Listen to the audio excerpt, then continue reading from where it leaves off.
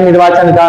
तो इसके सभी कारणों को हम जानते हैं। तो सबसे पहले इसके कुछ बेसिक कारण थे कि क्यों ऐसा हुआ था। तो ऐसा होने का कारण था, पहले था गोलमेज सम्मेलन, और उससे गोलमेज सम्मेलन से पहले ही था क्या, 1909 का मर्ले मिंटो सुधार आंदोलन। कोई ऐसा क्षेत्र होगा जहां पे सिर्फ मुस्लिम ही खड़ा होगा और सिर्फ मुस्लिम ही वोट डालेंगे।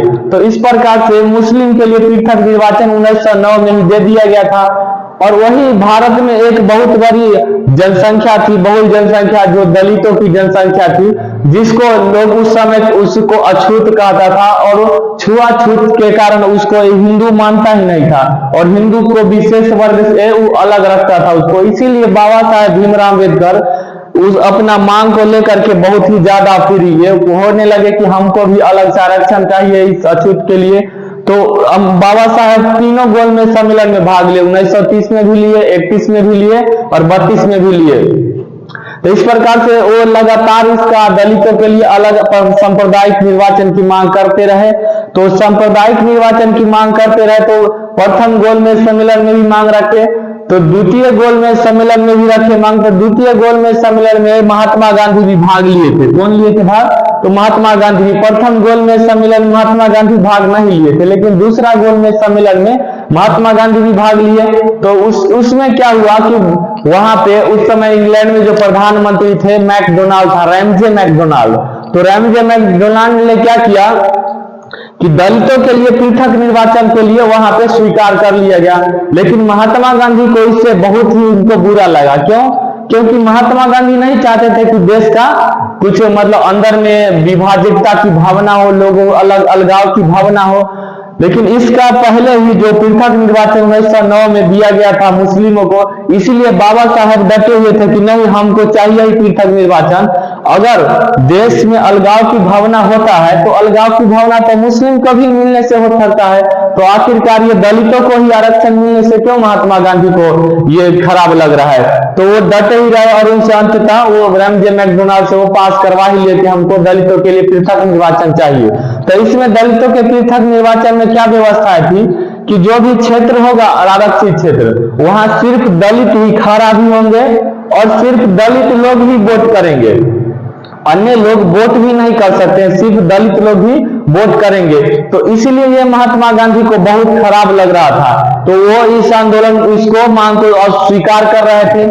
अस्वीकार करने के कारण जब वहां पे स्वीकार कर लिया गया, तो महात्मा गांधी द्वितीय गोलमेज सम्मेलन से लौट के चले आए। वहां वो गोलमेज सम्मेलन असफल हो गया इस कारण से।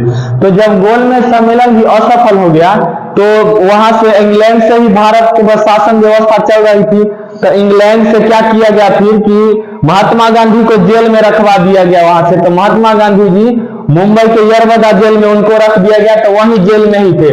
और जब वहां पे रैमजे मैकडोनाल्ड ने दलितों के लिए पृथक निर्वाचन दे दिया, जब पृथक निर्वाचन की बात महात्मा गांधी को पता चला, तो महात्मा गांधी जी जेल में ही अनशन में रह गए। अनशन के मतलब भूख हड़ताल, बिना खाना पीना के हड़ताल पर वो रहने लगे और जेल में ही भूखा रहने लगे। तो जब जेल में वो भूखा रहने लगे, तो उसके कारण उनका शरीर का क्या होगा, धीरे धीरे हालत खराब होने लगा। तो धीरे धीरे खराब जब हालत होने लगा, तो उस समय के जो प्रमुख नेताएं थे वो तो देख रहे थे कि महात्मा गांधी देश के लिए बहुत ही जरूरी है, नहीं तो फिर बहुत तरह से जो आजादी की हम लोग एक लड़ाई लड़े, उस लड़ाई को हम लंबे समय तक कैसे ले पाएंगे।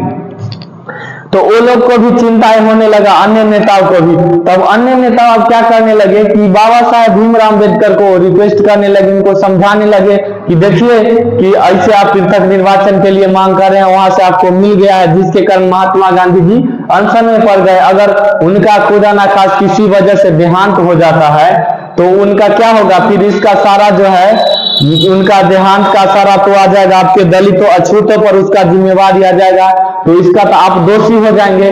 तो इस प्रकार से उनको बहुत तरह से समझाए बाबा साहेब भीमराव अम्बेडकर को। फिर अंतिम में बाबा साहेब भीमराव अम्बेडकर बहुत ही समझाने के बाद माने तो 20 सितंबर 1932 को महात्मा गांधी जी अनशन पर बैठे थे। तो 4 दिन तक वो अनशन पर ही बैठते, तो बहुत बीमार हो गए।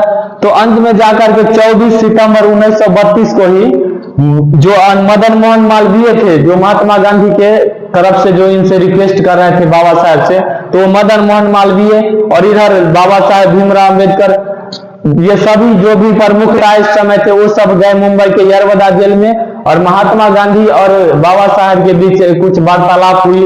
उसके बाद क्या हुआ कि महात्मा गांधी जी पृथक निर्वाचन नहीं चाहते थे, तो इसीलिए पृथक निर्वाचन को क्या कर दिया गया, समाप्त कर दिया गया।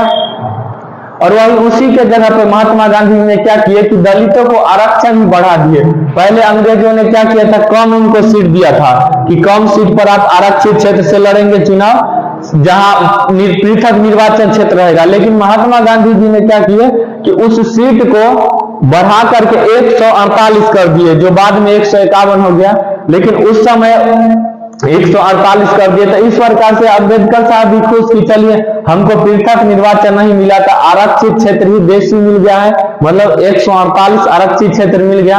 और महात्मा गांधी भी खुश हो गए कि चलो पृथक निर्वाचन नहीं हुआ तो देश का हमारा बंटवारा नहीं होगा। क्योंकि महात्मा गांधी भी का इसमें कहीं तरह से उनका जो भावनाएं थी वो गलत भावनाएं नहीं थी, क्योंकि दलितों समाज में उनको गलत भावनाएं से देखा जाता है, क्योंकि उन्होंने पृथक निर्वाचन नहीं लागू होने दिए।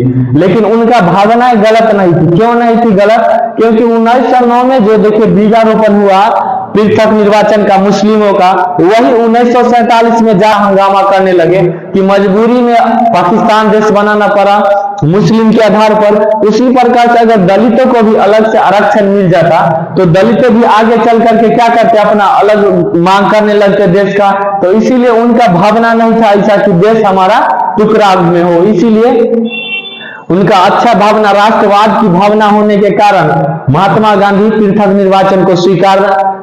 वही बाबा साहेब भीमराव अम्बेडकर जो है उनका सिर्फ एक ही कहना था कि अगर दलितों को अगर अछूत माना जा रहा है, उनको अलग सब कुछ दिया जा रहा है, इसीलिए इनको अलग से ही पृथक निर्वाचन चाहिए। तो यह भी बाद में सोचे बाबा साहेब भी कि चलो कि हमारा देश का हो सकता है कि फिर दलितों के कारण अलग से पृथक निर्वाचन की मांग करते करते फिर अलग से राष्ट्र की मांग करने लगेगा। तो इसीलिए यह भी छोड़ दी और इनको आरक्षण ही ज्यादा मिल गया। तो उसी बीच उनका 24 सितंबर 1932 को महात्मा गांधी और बाबा साहेब भीमराव अम्बेडकर के बीच मुंबई के यरवदा जेल में समझौता हुआ, जिसको पूना पैक्ट के नाम से जाना जाता है। ये पूना में जगह है, तो पूना में हुआ था समझौता, इसीलिए समझौता को पूना समझौता कहा जाता है। तो चलिए आज के लिए इतना ही, अब फिर हम अगली क्लास में अगला चीज को हम